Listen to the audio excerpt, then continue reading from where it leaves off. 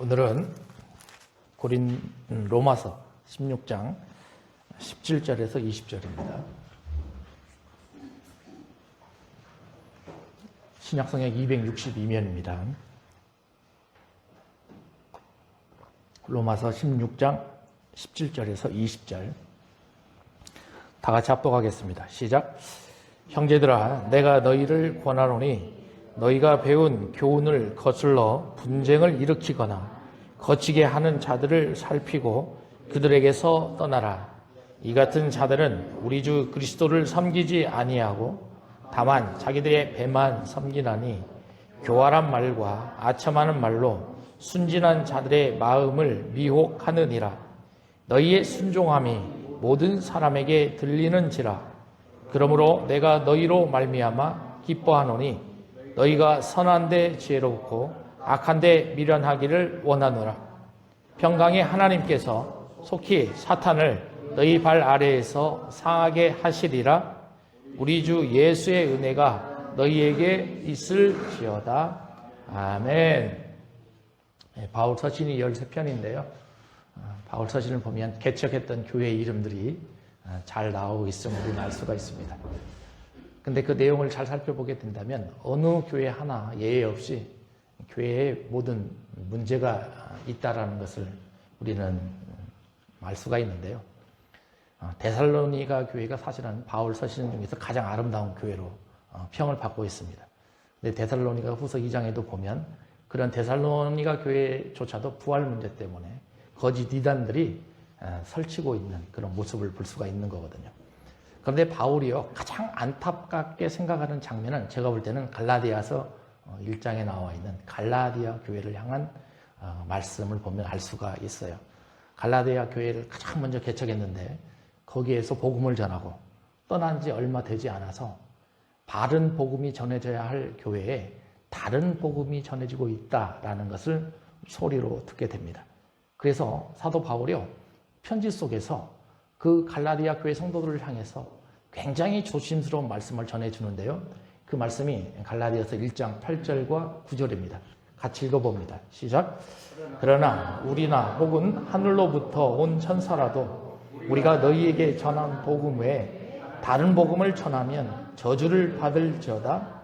우리가 전에 말하였거니와 내가 지금 다시 말하노니 만일 누구든지 너희가 받은 것 외에 다른 복음을 전하면 저주를 받을지어다. 이렇게 돼 있어요. 제가 언더라인 쳐놓은 것처럼 교회에서는 올바른 복음을 전해야 됩니다. 그런데 다른 복음을 전한다면 천사라도 선지자라도 또 여기에 서 있는 목사라도 저주를 받게 된다. 그것도 2번이나 강조하고 있다는 것을 알 수가 있어요. 여러분, 2014년도에 우리나라에 소용돌이 치는 사고가 있었습니다. 그 사건은 세월호 사건이었죠. 수많은 학생들이 많이 목숨을 잃었던 사건입니다. 그런데 당국에서 조사를 해보니까 당시에 구원파가 그쪽 회사와 연계가 되어 있었다라는 것을 우리는 찾아냈습니다. 그리고 그 구원파의 총수로 있었던 유병원이라는 사람은 결국 그 인생이 자살로서 생을 맞이하게 되는 그 사건을 우리는 잘 알고 있습니다. 그러면 구원파의 특징이 무엇인가를 우리는 알아볼 필요가 있죠. 많은 사람들은 이 구원파가 영지주의와 같이 연락이 되어 있다, 연계가 있다, 이렇게 표현을 하는데요.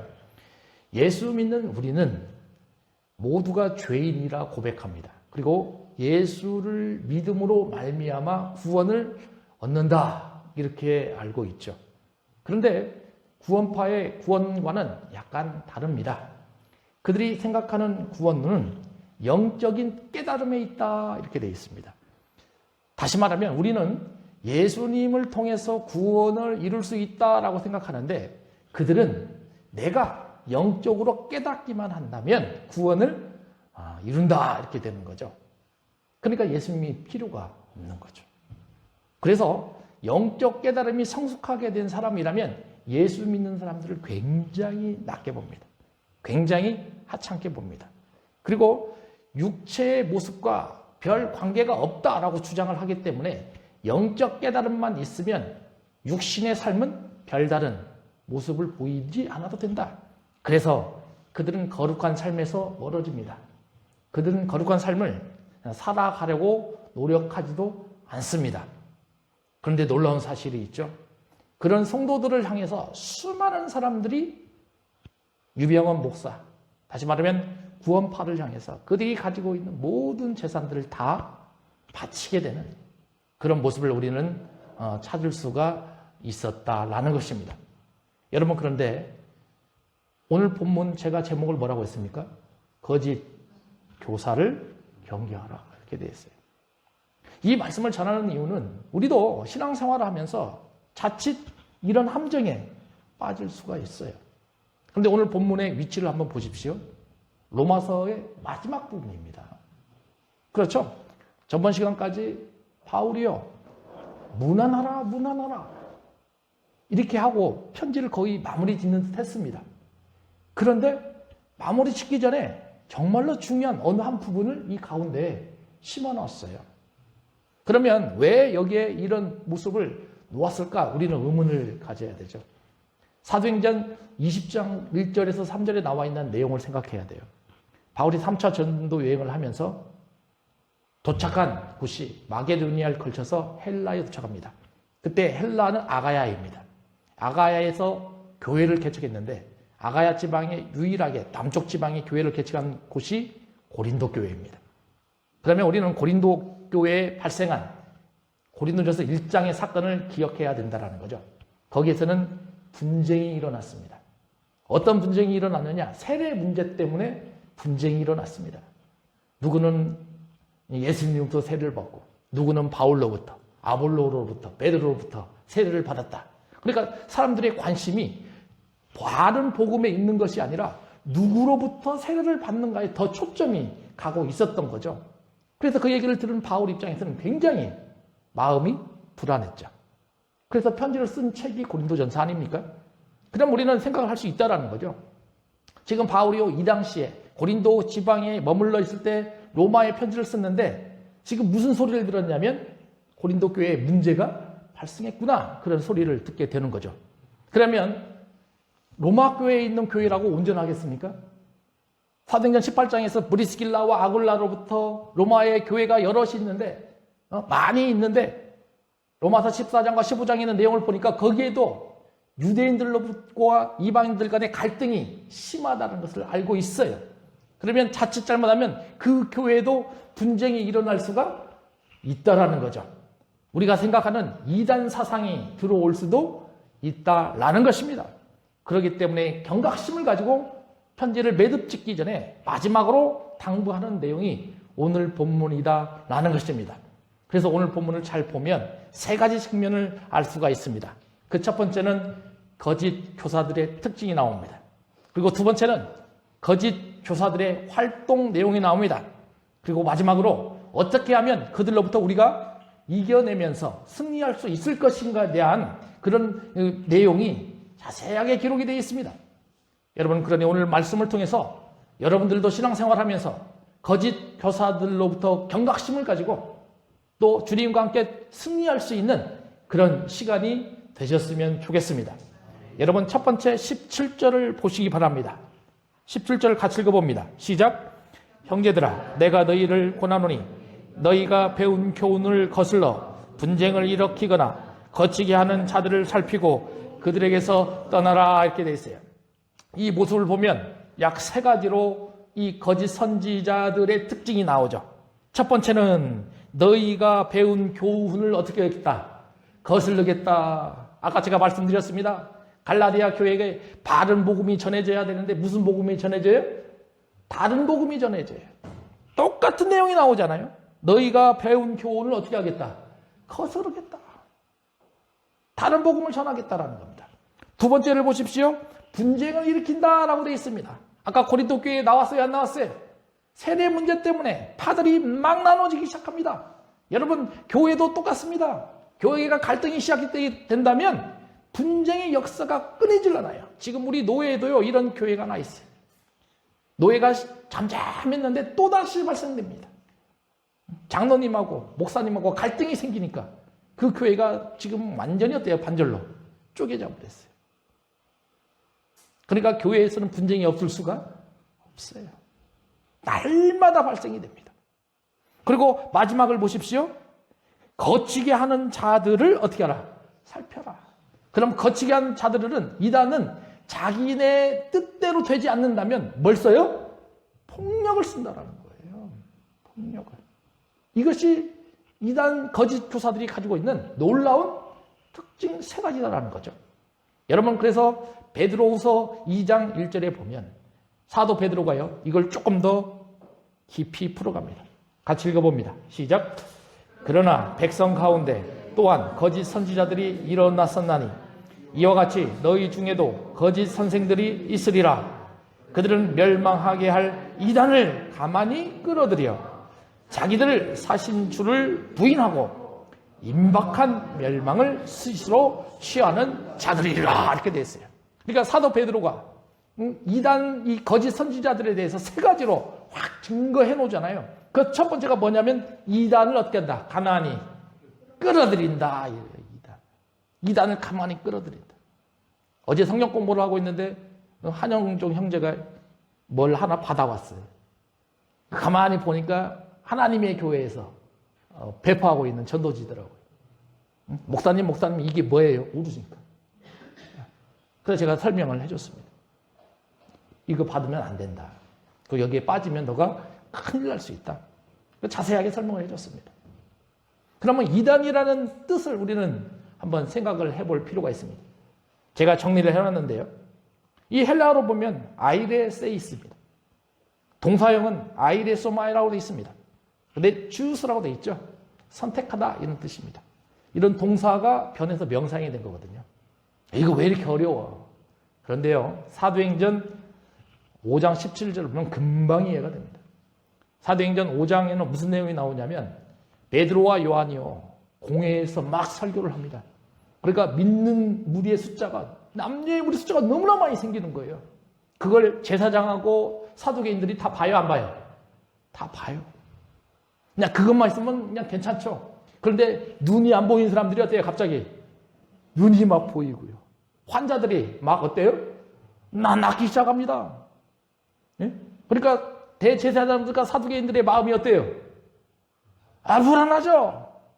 그렇죠? 그래서 거기에 표현을 하는 내용이 무슨 내용이 나오냐면 그들의 마음의 시기가 가득했다 이렇게 돼 있어요. 여러분, 그러니까 이 이단이라는 것은 그들의 마음에 뭐가 가득하다?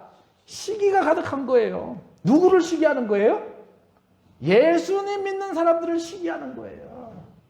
그래서 그들이요, 그들 마음에 생각하는 것을 굽히지 않고 그들이 어떻게 하면 하나님의 사상인가를 확신하려고 하는 노력, 그들이 이단 사상이 가지고 있는 모습이다라는 것입니다. 예수님 시대에 이걸 가장 대표적으로 예수님과 항변했던 무리들이 대제사장과 서기관들, 바리새인들 아니었습니까? 그들도 예수님을 인정하길 싫어합니다. 그들도 예수님에 대해서 계속 시기하며 질투하면서 어떻게 하면 그를 죽일 것인가에 대한 문제에 놓여져 있는 것들이 이런 것이죠. 여러분, 그런데 바울도 똑같이 이 모습을 이단 사상으로 보고 있었고 사도 베드로도 똑같이 이렇게 보고 있다라는 것입니다. 여러분, 이제 두 번째, 이단들이, 거짓 선지자들이 생각하는 것은 자신을 갑주고 사신 예수님을 부인한다 이렇게 되어 있습니다. 예수님께서 이 땅에 오신 목적은 마가복음 10장 45절에 보니까 자신을 대속물로 죽이시기 위해서 이 땅에 오셨다 이렇게 말씀을 하십니다. 그러면 대속물이 무엇인가에 대해서 조금 생각을 해봐야죠. 여러분, 출애굽기를 보면 12장에 유월절 사건이 나옵니다. 그럼 유월절 사건이 나오기 전에 10가지의 재앙이 나오죠. 마지막 재앙이 뭡니까? 장자의 죽음이에요. 그러면 장자의 죽음은 예외가 있어요, 없어요? 없었어요. 애국 사람들도 다 죽게 되고 유월이 뭡니까? 이스라엘 백성들도 다 죽게 돼 있습니다. 근데 조건을 내세웁니다. 뭘 잡아라? 양을 잡아라. 그리고 뭘 발라라? 피를 발라라. 그러니까 두 가지가 필요한 거죠. 뭐하고 뭐? 재물과 피가 필요했던 거다라는 거죠.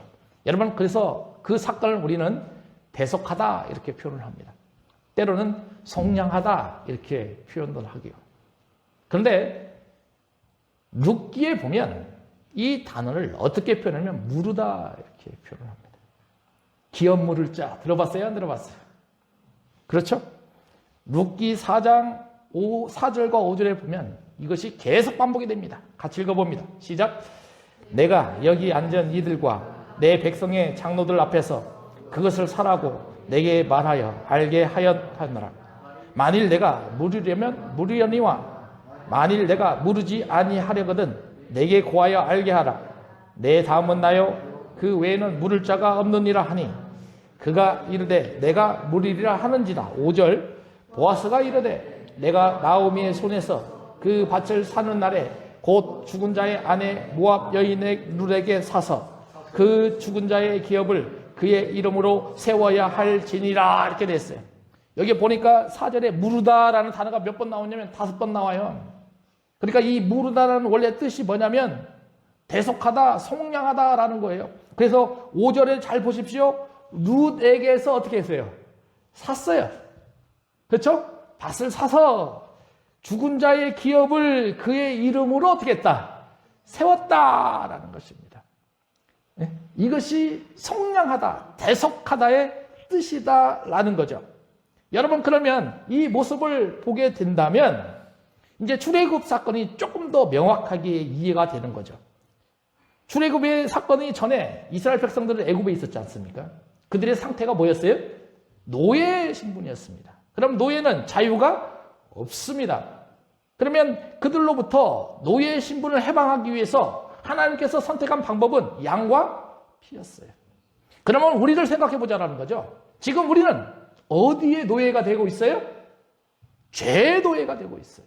그러면 우리도 그 죄의 노예로부터 해방을 받아야 될 거 아닙니까? 그래서 하나님께서 선택한 방법이 과거에 양과 피였다면 이제 하나님의 어린 양은 누구시라?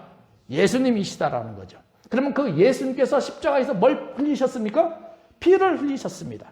그러면 구약시대에 있는 대속의 개념과 신약시대에 있는 대속의 개념이 방법은 같은데 내용이 어때요? 달라요. 구약시대는 뭘 드렸어요? 양을 드렸어요. 그런데 신약시대는 누가 그 십자가에 올라가셨습니까? 예수님께서 십자가에 올라가셨습니다. 그렇기 때문에 우리는 진정한 자유를 누리고 진정한 복음을 받고 진정한 하나님의 나라의 자녀가 되길 원한다면 예수 그리스도를 믿음으로 말미암아 그것을 얻을 수 있다는 거죠. 그런데 이단들은 이걸 어때요? 용납하지 않아요. 겉으로는 그리스도를 인정하는 것처럼 보입니다. 그러나 이단들은 예수님을 하나님의 아들로 인정하지 않습니다. 그냥 사람이다. 그냥 선지자 중에 한 사람이다. 그냥 그렇게만 치부해 버리는 거죠. 여러분, 조선시대에 정말로 유명했던 우정이 정말 뭡니까? 좋았던 두 친구가 있었습니다. 오성과 한음. 그렇죠? 오성은 이항복이고요. 한음은 이덕형입니다. 그렇죠? 그래서 우리나라 사람들이 그런 전래 동화도 많이 나오죠. 제가 연구를 해보니까 두 사람 나이 차이가 한 5명 정도 된다고 그래요. 근데 유명한 일화가 있습니다. 무슨 일화가 있었냐면 왕이 선조였는데요. 선조 앞에서 그 두 사람이요. 누가 아버지고 누가 아들인가 막 싸웠다라는 거예요. 그러니까 아버지와 아들이라고 싸웠다라는 것은 누구의 학문이 더 높는가? 선조 앞에서 막 이렇게 싸웠다고 합니다. 그러니까 결론이 나요, 안 나요? 안 나요. 결론이 나지 않습니다. 그래서 선조가 선택한 방법이 종이 2장을 갖다 놓고 하나는 아비 부자를 써놓고 하나는 아들 자자를 써놨어요. 그리고 막 이게 뭐예요? 접어가지고 너희 둘 중에 한 명이 이걸 골라. 그래서 아비 부자를 선택한 사람이 아버지가 되고 아들 자자를 선택한 사람이 아들이 될 거예요. 그래서 이항복이 이걸 막 먼저 내가 선택을 딱 했습니다. 그랬더니 이항복이 무슨 한문을 골라냐면 아들 자자를 딱 고른 거예요. 그런데 이항복의 재치가 참 재밌습니다. 왕이시여, 내가 오늘 아들 하나를 얻었습니다. 이렇게 되는 거죠. 여러분, 그러니까 선조나 이항복이나 이덕형이나 오성과 한음이나 그 말씀을 딱 들은 후에 다툼이 있었겠어요? 없었겠어요? 없었죠. 그렇죠? 근데 만약에 그 자리에서 오성이 그걸 인정하지 않고 왕이시여 내가 어떻게 이걸 골랐습니까? 막 다툼이 있었다면 그들의 우정이 어떻다라는 거죠. 깨져버릴 확률이 크다라는 거죠. 제가 이것을 예화로 드린 이유는 뭐냐면 이단들이 이런 모양을 가지고 있다라는 거예요. 겉으로는 그리스도 예수님을 뭘로 인정하길 보여요? 그리스도로 인정하는 것처럼 보인다라는 거예요. 근데 속마음은 그렇다 안 그렇다? 안 그렇다라는 거예요. 속마음은 절대 그렇지가 않다라는 겁니다. 그래서 마지막 결론이 나오는 거예요. 17절 맨 마지막에 뭐라고 됩니까? 거치게 한 자들을 살피고 그들에게서 떠나라. 그리고 아까 이 베드로 후서 2장 1절에 보니까 그들은 어디의 길로 걸어가고 있어요? 멸망의 길로 막 걸어가고 있어요. 이단의 특징이죠. 그래서 유병언의 마지막이 뭐였습니까? 죽음이었습니다. 그것도 자살하면서 비참한 결론을 맞이했다라는 겁니다. 여러분 바울이 이제 이단 사상자에 대해서 특징에 대해서 언급한 후에 18절에 보면 이들의 활동에 대해서도 언급을 해뒀습니다. 로마서 1장 18절 같이 읽어봅니다. 시작. 이 같은 자들은 우리 주 그리스도를 섬기지 아니하고 다만 자기들의 배만 섬기나니 교활한 말과 아첨하는 말로 순진한 자들의 마음을 미혹하느니라 이렇게 됐어요. 두 가지로 딱 정리가 되죠. 첫 번째, 그들은 자신들의 배만 섬긴다 이렇게 됐어요. 예수님께서 이 땅에 오신 목적이 뭐 때문에 오셨습니까? 섬기기 위해서 이 땅에 오셨습니다. 여러분 구약 성경을 잘 보십시오. 구약 성경에는요, 가난한 자, 고아, 때로는 위험에 처한 자, 어려움에 처한 자, 그런 사람들을 잘 보살피기를 원했습니다. 그런 사람들을 섬기기를 원했습니다. 그런데 이단들은 맨 처음에 이런 사람들을 섬기는 척합니다. 근데 시간이 지나면서 섬기는 게 아니죠. 그들이 가지고 있는 물질, 그들이 가지고 있는 재물, 그런 것들을 다 어때요? 착취합니다. 그런 특징들이 있습니다. 제 주변에 이런 사람들이 너무나 많습니다. 희한한 게 고학력자일수록 그럴 위험에 더 빠질 확률이 많습니다. 희한합니다. 야고보서 3장 14절 16절을 보겠습니다. 같이 읽어봅니다. 시작. 그러나 너희 마음속에 독한 시기와 다툼이 있으면 자랑하지 말라. 진리를 거슬러 거짓말하지 말라. 이러한 지혜는 위로부터 내려온 것이 아니요 땅 위의 것이요 정욕의 것이요 귀신의 것이니 시기와 다툼이 있는 곳에는 혼란과 모든 악한 일이 있음이라 이렇게 되어 있습니다. 여기 보십시오. 너희 마음에 독한 뭐가 있다? 시기와 다툼이 있으면. 아까 제가 시기, 질투 때문에 이단이 생긴다고 하지 않았습니까? 그러니까 우리 마음에도 이런 일들이 나타날 수 있다 없다? 있어요. 그러면 이런 일들이 나타났을 때 자랑하지 말아라. 왜냐? 이런 것들은 하늘로부터 내려온 것이 아니요. 땅의 것이요. 정욕의 것이요. 누구의 것이다? 귀신의 것이라는 거예요. 그럼 귀신이 뭐예요? 사탄 아닙니까? 이런 것들이 사탄의 것이라는 거예요. 그러면 우리가 인생을 살면서 신앙생활 하면서 대부분의 사람들이 자기 자신을 위해 사는 사람들이 대부분입니다. 그런데 기독교는 그러질 않습니다. 기독교는 나를 위해 사는 것이 아닙니다. 다른 사람을 위해 사는 것입니다. 그런데 다른 사람을 위해서 살아가기 위해서 내가 하는 것이 아니라 누굴 통해서 하시는 거예요? 예수님을 통해서 하시는 겁니다. 그것이 기독교입니다. 그러나 거짓 선지자들은 그렇지가 않아요. 자기 자신을 위해서 사는 것입니다. 사람 겉으로는 굉장히 유한 척합니다. 그러나 사람들을 미혹하고 돈을 사랑하고 교만하고 시기하면서 그들의 모습을 감추는 모습. 이제 두 번째를 보십시오. 18절 마지막에 보니까 이런 방법을 취하기 위해서 그들은 교활한 말과 아첨하는 말로 순진한 자들의 마음을 유혹한다 이렇게 되어 있어요.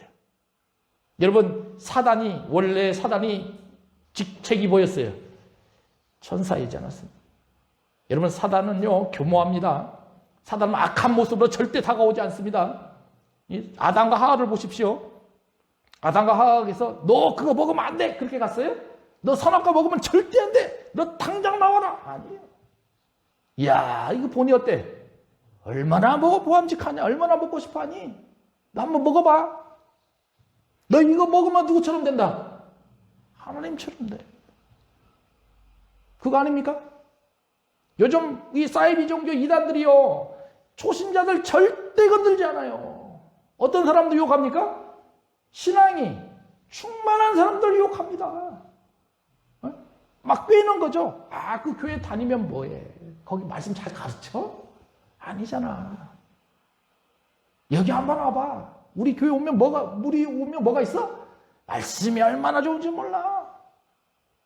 성경 문장 할 50절 외워가지고 달달달달 뭐예요? 막 선포합니다. 알려줍니다. 그러니까 우와, 성경을 굉장히 많이 하네. 근데 그 이상인 것은 몰라. 특징이죠, 특징. 교활한 말과 아첨하는 말. 그를 통해서 건강한 신앙인들은 어때요? 유혹합니다. 그들이 이런 모습을 가지고 있다라는 거예요. 여러분, 그러면 신앙생활을 하는 우리는 그냥 이런 것에서 무너져야 됩니까? 아니죠. 승리해야 됩니다. 굳건하게 지켜내야 됩니다. 그리고 바른 신앙생활을 할 수 있도록 걸어가셔야 됩니다. 그 방법을 19절과 20절에서 세 가지로 알려주고 있어요. 그 첫 번째가 19절입니다. 같이 읽어봅니다. 시작. 너희의 순종함이 모든 사람에게 들리는지라. 그러므로 내가 너희로 말미암아 기뻐하노니 너희가 미련한데 지혜롭고 악한데 미련하기를 원하노라. 이렇게 돼 있어요. 그 첫 번째, 순종함이 있다. 순종함이 있다. 그러니까 하나님의 말씀을 잘 듣고 어떻게 하라? 순종해야 된다는 거예요. 그런데 이 19절에 보니까 모든 사람에게 어땠어요? 들렸어요. 아하. 로마서 1장 8절에 보면 똑같은 말이 나오죠. 사도 바울이요, 예수 그리스도로 말미암아 너희 모든 사람들에 관하여 하나님께 감사함은 너희의 믿음이 온 세상에 전파되었다. 여러분, 그러면 여러분들의 신앙도 하나님의 말씀에 순종함으로 살아가게 된다면 그냥 가만히 있지가 않아요. 여러분들의 그런 신앙생활이 주변으로 막 어때요? 펴져나가게 되는 거예요. 성경에서 그걸 나타내고 있잖아요. 여러분, 향기가 가만히 있습니까? 아니요. 향기의 특징은 옆으로 계속 어떻게 합니까? 퍼져나갑니다. 마찬가지로 우리도 하나님의 말씀을 잘 듣고 순종하며 신앙생활을 잘 이어가게 된다면 우리의 향기가 가만히 있지가 않아요. 계속 밖으로 나갑니다. 여러분, 제가 금요일날 사관학교 동기 4명을 만났습니다. 이곳저곳 참 얘기를 많이 했습니다. 그 중에 한 사람은 지금 장로님입니다. 저 동대문에 있는 어느 교회 장로님입니다. 근데 그 친구가 10년 전에 우리 여기 근방에 큰 교회 하나 있죠. 사이비 종교. 거기 빠졌습니다. 그때 제가 신학교 다녔습니다. 그래서 신학교 다니고 있는데 밤 12시에 저를 찾아왔습니다. 저는 그 다음날 학교 가야 되는데 찾아왔습니다. 그래서 통닭 한 마리 시켜놓고 콜라 한 잔 먹으면서 밤새도록 얘기했습니다. 2시간 동안 얘기를 안 하더라고요. 1시간, 이제 3시간 정도 지나가니까 자기의 실체에 대해서 얘기를 하는 거예요. 내가 지금 이런 교회 다니고 있는데 어떻게 생각하니? 어떻게 했으면 좋겠니? 그래서 그 친구와 5시간 넘게 얘기를 하면서 거기 있으면 안 된다. 나와야 된다. 그래서 거기 나오는데 3년 걸렸습니다. 여러분, 들어가기는 쉬워도 나오기는 어렵습니다. 굉장히 어렵습니다. 그런데 3년 만에 나와서 또 찾아왔습니다. 그때는 제가 이제 이 신학교를 졸업할 때였습니다. 원주둔사님 고맙습니다. 그동안 기도해 주시고 같이 기도하면서 내가 이제 거기를 나왔습니다. 그럼 내가 어느 교회를 가야 될까요? 큰 교회를 가야 될까요? 작은 교회를 가야 될까요? 그래서 제가 무슨 고백을 했냐면 큰 교회 가는 것보다 작은 교회에 가서 말씀으로 잘 무장된 곳을 찾아가서 그 목사님으로부터 배워라. 그래야 너 신앙을 제대로 찾아갈 수 있다. 그 말씀을 전해준 후에 옆에 있는 동기들과 또 이런 얘기를 제가 말씀드렸습니다. 신앙생활을 하는 우리가 놓치는 것이 있다. 그것이 뭐냐? 우리는 수도 없이 귀로 듣는다. 수도 없이 말씀 속에서 듣는다. 근데 놓친다. 그 첫 번째는 하나님의 말씀이요. 두 번째는 기도다. 우리가 얼마나 말씀과 기도에 대해서 그렇게 많이 듣고 그렇게 살아가기를 원하느냐? 근데 네 자신을 한번 생각해 보라는 거야. 네가 말씀을 얼마나 읽었냐? 그러니까 그 자리에서 그들이 저에게 말합니다. 일시적으로 하나님 말씀 본다라는 거예요. 그러나 지속적으로 보지 않는다는 거죠. 왜냐? 계속 사단이 방해를 하기 때문에. 한 친구는 또 나는 말씀을 많이 본다라는 거예요. 근데 기도는 안 한다라는 거예요. 한 달 동안 자기가 그 자리에서 저한테 그랬습니다. 한 달 동안 이 기도한 시간을 따져보니까 1시간도 안 된다는 거예요. 한 달 동안. 네? 여러분, 그것이 현대인에 살고 있는 우리의 신앙의 모습이다라는 거예요. 그러면 우리도 한번 내 자신을 한번 생각해 보자라는 거죠. 신앙생활의 가장 기본은 하나님의 말씀과 기도입니다. 그런데 그 말씀과 기도가 잘 이루어지지 않으니까 내가 무엇인가를 찾아가려고 하는 거죠. 그것을 누가 옆에서 보고 있어요? 사단이 보고 있어요. 그러면서 싹 어떻게 합니까? 낚아채버리는 거죠. 여러분, 그러니 우리는 신앙생활에 있어서 기본에 충실해야 됩니다. 그 기본은 하나님의 말씀이요. 말씀이 충만하다면 삶으로 살아내면서 기도 가운데 영적인 나의 신앙을 잘 갖추셔야 된다라는 거예요. 여러분, 시편 95편 6절 8절을 보겠습니다. 같이 읽어봅니다. 시작. 오라, 우리가 굽혀 경배하며 우리를 지으신 여호와 앞에 무릎을 꿇자. 그는 우리의 하나님이시오. 우리는 그가 기르시는 백성이며 그의 손이 돌보시는 양이기 때문이라. 너희가 오늘 그의 음성을 듣거든 너희는 무리바에서 같이 또 광야의 마사에서 지내던 날과 같이 너희 마음을 완악하게 하지 말지어다. 이렇게 되어 있습니다. 여러분, 시편 기자가 오라, 우리가 굽혀 뭐하며 경배하며 우리를 지으신 여호와 앞에 어떻게 하자? 무릎을 꿇자. 여호와를 경배하고 여호와 앞에 무릎을 꿇는다라는 것은 내가 하나님의 말씀을 순종함으로 살아내겠다는 다짐이며 약속 아니겠습니까? 그렇기 때문에 여러분, 오늘 이 자리에 나와서 하나님을 경배하며 하나님께 예배드리면서 그런 사단과의 영적 싸움에서 이겨내려고 하는 거 아니겠습니까? 왜냐? 7절이잖아요. 그는 우리의 뭐다? 하나님이시다. 우리는 그가 기르시는 뭐다? 백성이다. 그의 손이 돌보시는 양이다. 그렇기 때문에 우리의 인생의 삶을 누구한테 맡겨라? 하나님께 온전히 맡겨야 돼요.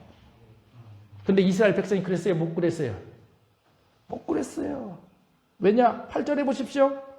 너희는 무리바에서와 같이 또 광야에서 마사에서 지낸 것 같이 너희의 마음을 완악하게 하지 마라. 무리바하고 마사의 특징이 물이 나오죠. 그러면 물이 없었을 때 그들이 어떤 모습을 하나님께 보였습니까? 우리 다시 어디로 돌아가자? 애굽으로 다시 돌아가자. 여기에 있으면 우리 목말라 죽게 생겼다 이거 아니겠습니까? 그런데 그런 어려움과 환경이 있을 때에 하나님께서 요구하셨던 것이 바로 굽혀 경배하며 여호와 앞에 뭐라라? 무릎을 꿇어라. 여러분, 어려운 삶이 있었을 때, 또 이단의 거짓 교사들이 유혹이 있을 때 이런 믿음으로 승리하셔야 됩니다. 여러분, 이제 두 번째예요. 두 번째는 너희가 선한 데는 어떻게 하고 지혜롭게 하고 악한 데는 어떻게 하라? 미련하기를 원한다 이거야. 그러면 지혜롭게 하라는 것은 영적으로 민감하라는 뜻입니다. 영적으로 민감하라.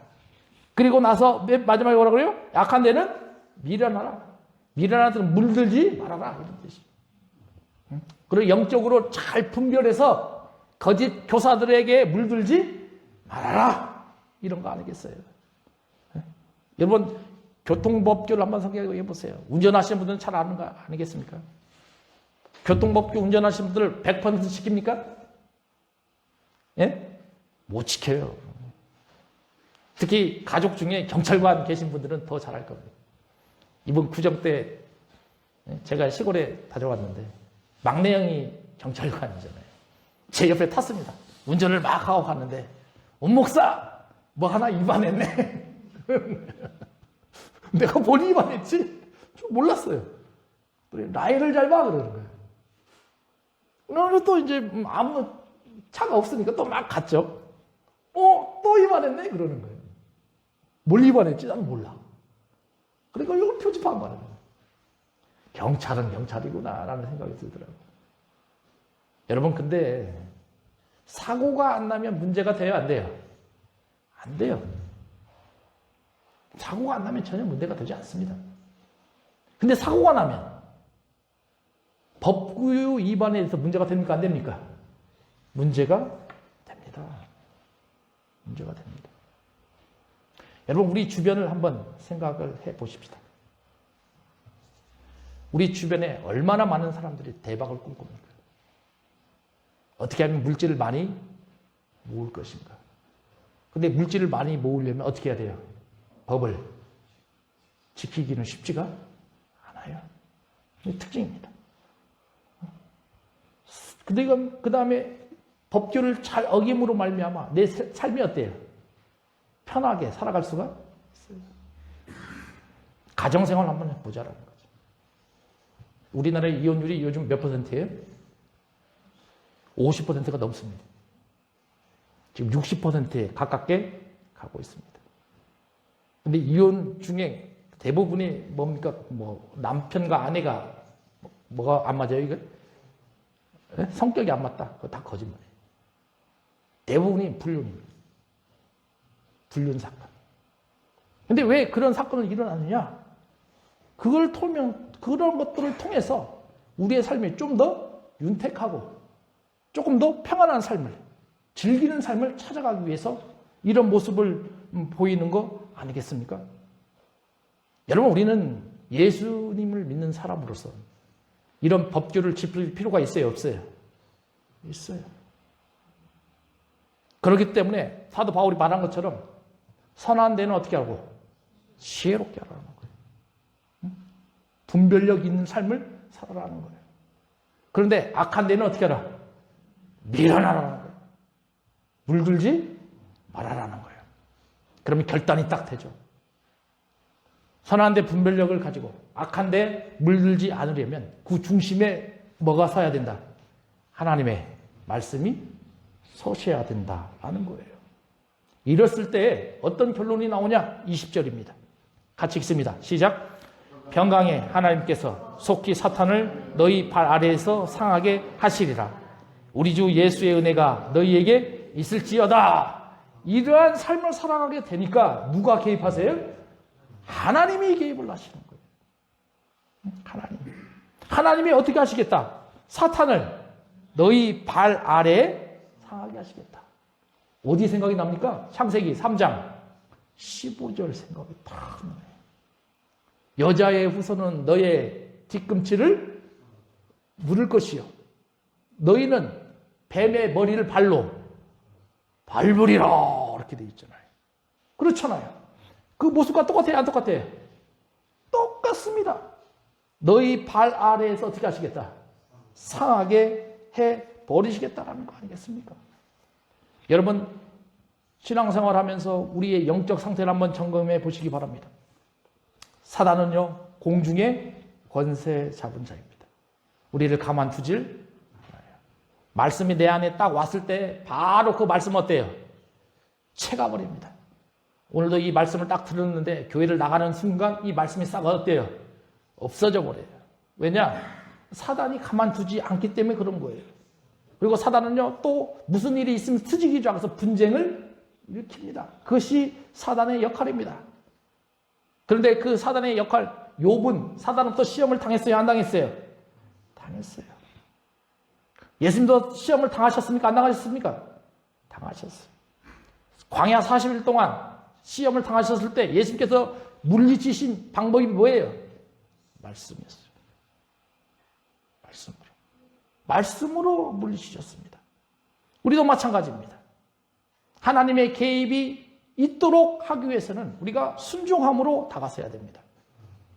그리고 나서 미련한 데 어떻게 하라고요? 아까 뭐라고 했어요? 악한 데는 어떻게 하고? 미련하고. 선한 데는 어떻게 하라고? 지혜로운 삶을 살아가셔야 된다는 거예요. 여러분 끝으로 로마서 5장 1절 2절을 여기는 한번 찾아보겠습니다. 앞에 내용이니까요. 로마서 5장 1절 2절입니다. 245면을 보십시오. 같이 읽습니다. 시작. 그러므로 우리가 믿음으로 의롭다 하심을 받았으니 우리 주 예수 그리스도로 말미암아 하나님과 화평을 누리자. 또한 그로 말미암아 우리가 믿음으로 서 있는 이 은혜에 들어감을 얻었으며 하나님의 영광을 바라고 즐거워하느니라. 이렇게 됐어요. 여러분 이 말씀을 해석하려면 로마서 4장 20절부터 잘 보셔야 됩니다. 20절 보세요. 무슨 단어가 무슨 말씀이 나오냐면 여기도 같이 읽어봅니다. 시작.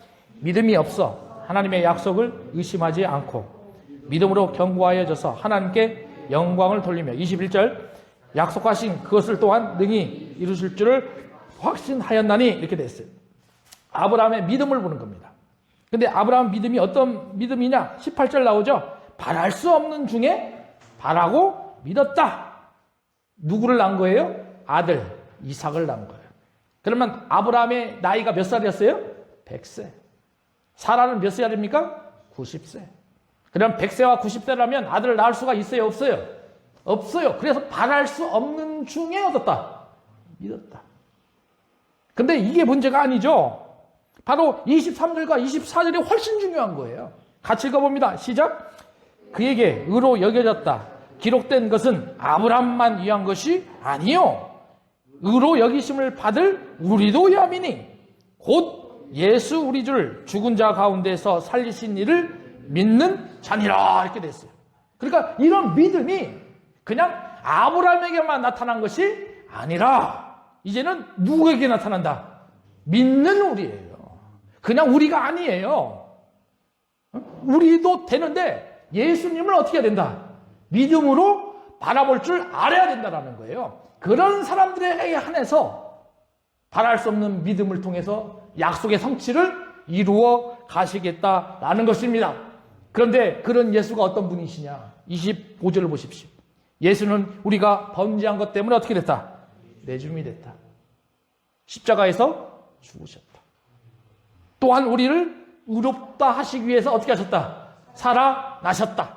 그러니 신앙생활은 고난으로 끝나는 것이 아니라 반드시 고난 후에는 뭐가 있다? 부활의 영광이 있을 것이다. 여러분 그러면 사단과의 영적 싸움에서 이단과의 경계에서 그냥 무너지지 않는다면 그 순간에는 아픔과 고난이 있을 것입니다. 그러나 영적으로 승리하게 된다면 반드시 하나님께서 축복을 허락해 주실 거다라는 거죠. 그러면 그 축복이 무엇이냐? 5장 1절과 2절에 세 가지로 나옵니다. 첫 번째, 예수 그리스도로 말미암아 하나님과 뭘 누리자? 화평을 누리자. 여러분 하나님과 화평을 누리십시오. 평강의 교제를 하셔야 됩니다. 그 다음에 두 번째가 2절이죠. 그로 말미암아, 여기서 그가 누구예요? 예수님. 예수님으로 말미암아 우리가 믿음으로 서 있는 이 은혜에 들어갔다라는 거죠. 그러니까 날마다 예수님을 통해서 뭘 받는다? 은혜를 받는다라는 거예요. 첫 번째는 하나님과 화평을 누렸습니다. 두 번째는 예수님을 통해서 뭘 받는다? 은혜를 받는다라는 겁니다. 그러면 이런 사람들이요 하나님의 영광을 바라고 즐거워한다라는 것입니다. 여러분 이제 말씀을 정리를 해보겠습니다.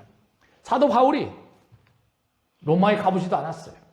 근데 로마 교회에 있는 현실을 듣고 마지막으로 당부하고 싶은 내용은 이것입니다. 이단을 경계하라. 우리도 신앙생활 우리만 잘한다고 돼요? 아니요. 영적으로 분별력을 갖추셔야 됩니다. 그리고 나서 하나님의 말씀과 기도 가운데 반드시 세워져 가야 된다는 거죠. 그랬을 때 로마서에 있는 것처럼 여러분들이 하나님과 화평을 누리고 주님이 주시는 믿음 가운데 은혜를 받게 되는 것이고 그런 가운데 하나님부터 받는 즐거움을 누리시게 될 거다라는 겁니다. 여러분 한 주간에도 이 하나님이 주신 말씀 붙잡고 화평과 은혜와 그런 즐거움 가운데 한 주간 지내시는 그런 삶이 되셨으면 좋겠습니다. 기도하겠습니다. 아버지 하나님 은혜를 감사합니다. 주님께서 사도 바울을 통해서 거짓 교사들을 삼가하라 경계하라 말씀하여 주셨사오니 아버지 하나님 우리가 영적으로 분별력을 갖게 하여 주시고 거짓 선생들로부터 물들지 않게 보호하여 주시옵소서. 특별히 우리 로고스 교회에 있는 성도들 영적으로 붙들어 주셔서 하나님과 교제 가운데 화평을 누리며 은혜를 누리며 믿음으로 말미암아 즐거움을 가질 수 있는 주님의 귀한 자녀들로 세워 주시옵소서. 예수님의 이름으로 기도하옵나이다.